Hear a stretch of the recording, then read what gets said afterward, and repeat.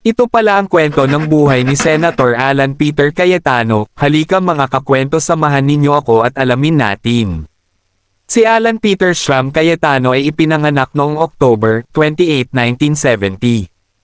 Isa siyang abogado, diplomat, at veteranong politiko sa Pilipinas.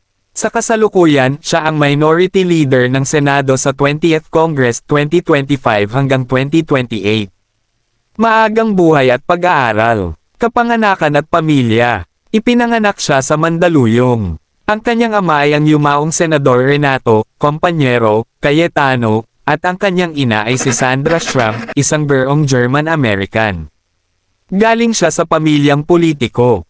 Ang kapatid niyang si Pia Cayetano ay senador. Ang asawa niyang si Lani Cayetano ay mayor ng Taguig. Ang kapatid niyang si Lino Cayetano ay dating mayor at kongresista. Edukasyon. Nag-aral siya sa De La Salle Santiago Zobel School noong elementarya at high school.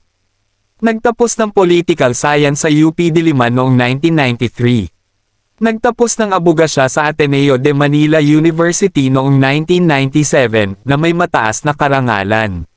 Takbo ng kanyang karera sa politika. Taguig 1992 hanggang 1998. Pumasok sa politika sa edad na 21 bilang konsehal ng Taguig at kalaunan ay naging vice mayor.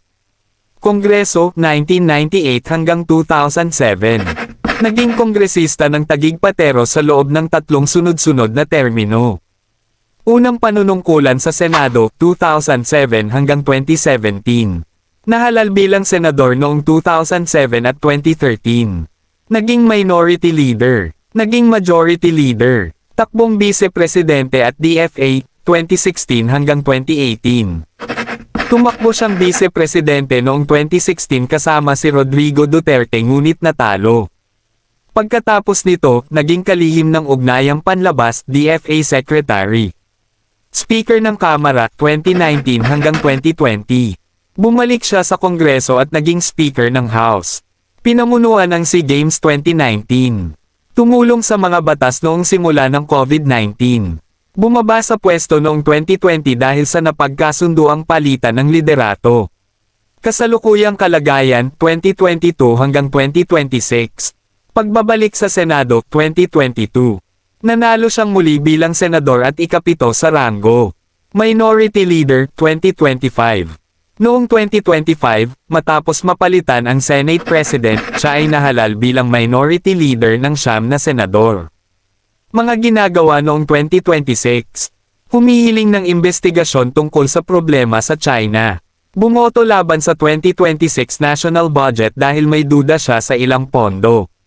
Media. Simula 2023, co-host siya ng palabas na Cayetano in Action, kasama si Boy Abunda sa GMA Network. Nagustuhan nyo ba ang ating video mga kakwento? Bigyan mo naman ako ng isang like dyan at e-comment mo na rin dyan sa baba kung saan lugar ka para alam ko kung saan nakarating ang ating video. Salamat!